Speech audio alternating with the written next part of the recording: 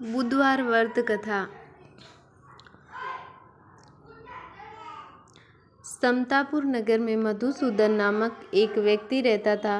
वह बहुत ही धनवान था। मधुसूदन का विवाह बलरामपुर नगर की सुंदर लड़की संगीता से हुआ था। एक बार मधुसूदन अपनी पत्नी को लेने बुधवार के दिन बलरामपुर गया।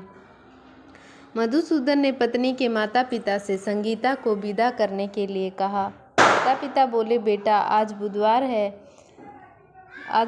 है, बुधवार को किसी भी शुभ कार्य के लिए यात्रा नहीं करते। लेकिन मधुसूदन नहीं माना। उसने ऐसी शुभ अशुभ की बातों को न मानने की बात कही। दोनों ने बैलगाड़ी से यात्रा प्रारंभ की। 2 कोस की यात्रा के बाद उसकी गाड़ी का एक पहिया टूट गया। वहां से दोनों ने पैदल ही इस यात्रा शुरू की। रास्ते में संगीता को प्यास लगी। मधुसूदन उसे एक पेड़ के नीचे बिठाकर जल लेने चला गया। थोड़ी देर बाद जब मधुसूदन कहीं से जल लेकर वापस आया तो वह बुरी तरह हैरान हो उठा, क्योंकि उसकी पत्नी के पास उसकी ही शकल सूरत का एक दूसरा व्यक्ति बैठा था। संगीता भी मधुसूदन को देखकर हैरान रह गई। वह दोनों में कोई अंतर नहीं कर पाई। मधुसूदन ने उस व्यक्ति से पूछा, तुम कौन हो और मेरी पत्नी के पास क्यों बैठे हो? मधुसूदन की बात सुनकर उस व्यक्ति ने कहा, अरे भाई, यह मेरी पत्नी संगीता है। मैं अपनी पत्नी को ससुराल से विदा करा कर लाया हूँ। लेकिन तुम कौन हो जो मुझसे ऐसा प्रश्न कर रहे हो? मधुसूदन ने कहा, तुम जरूर कोई चोर या ठग हो। यह मेरी पत्नी संगीता है। मैं इसे पेड़ के नीचे बैठाकर जल लेने गया था। इस पर उस व्यक्ति ने कहा, अरे भाई, झूठ तो तुम बोल रहे हो। संगीता को प्यास लगने पर जल लेने तो मैं गया था। मैंने तो जल लाकर अपनी पत्नी को पिला भी दिया है। अब तुम चुपचाप यहाँ से चलते बनो, नहीं तो किसी सिपाही को बुलाकर तुम्हें पकड़वा दूंगा। दोनों एक दूसरे से लड़ने लगे। उन्हें लड़ते देख बहुत से लोग वहाँ एकत्रित हो गए। नगर के कुछ सिपाही भी वहां आ गए। सिपाही उन दोनों को पकड़कर राजा के पास ले गए। सारी कहानी सुनकर राजा भी कोई निर्णय नहीं कर पाया।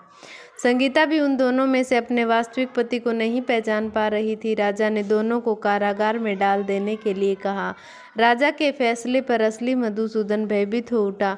तभी आकाशवाणी हुई, मधुसूदन, तूने संगीता के माता पिता की बात नहीं मानी और बुधवार के दिन अपने ससुराल से प्रस्थान किया।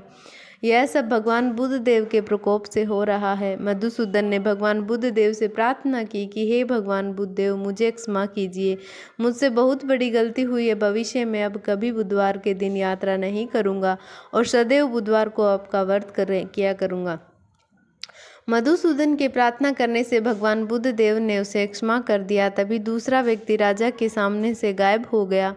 राजा और दूसरे लोग इस चमत्कार को देखकर हैरान हो गए। भगवान बुद्ध देव की इस अनुकंपा से राजा ने मधुसूदन और उसकी पत्नी को सम्मानपूर्वक विदा किया। कुछ दूर चले जाने पर रास्ते में उन्हें बैलगाड़ी मिल गई। बैलगाड़ी का टूटा हुआ पहिया भी जुड़ा हुआ था। दोनों उसमें बैठकर समतापुर की ओर चल दिए। मधुसूदन और उसकी पत्नी संगीता दोनों बुधवार को व्रत करते हुए आनंद पूर्वक जीवन यापन करने लगे। इस तरह भगवान बुद्ध देव की कृपा से उनके यहाँ खुशियाँ बरसने लगी।